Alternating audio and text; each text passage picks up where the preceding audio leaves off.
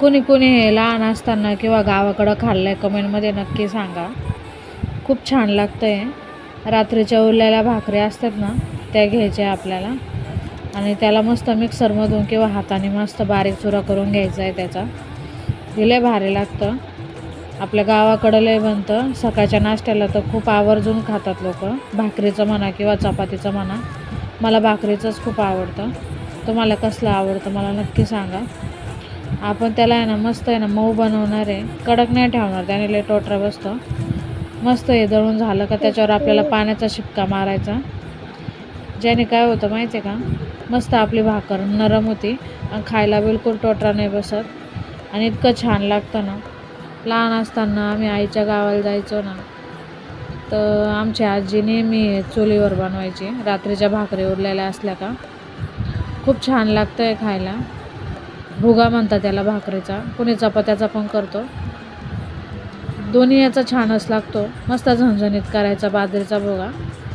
मस्त 10-12 हिरव्या मिरच्या आणि लसणाच्या पाकळ्या घेतल्यात बघू शकता तुम्ही. आणि त्याला मस्त आबडधोबड कुटून घ्यायचं आहे, लय बारीक नाही करायचं. आणि कढई ठेवायची, 2-3 कांदे कापून त्याच्यामध्ये टाकायचे. आपल्याला तेल गरम झालं का, आणि तेल गरम झाल्यावर कांदे टाकल्यावर आपल्याला मस्त परतून घ्यायचे. लय आपल्याला लालसर नाही करायचे आणि कच्चे पण नाही ठेवायचे. मिडियम याच्यावरच आपल्याला त्याला फ्राय करायचं आहे. 2 मिनटं त्याचा कच्चापणा जाऊसपर्यंतच आपल्याला मस्त कांदा परतून घ्यायचा आहे. त्याला मध्ये मीठ टाकून घ्यायचं म्हणजे जेणेकरून कांदा लवकर परतं. आणि आपण हिरवी मिरची लसणाची पेस्ट करेल ती याच्यामध्ये टाकून द्यायची. थोडीशी हळद टाकायची, वाटलं तर टाकायची, नाही टाकली तरी चालते.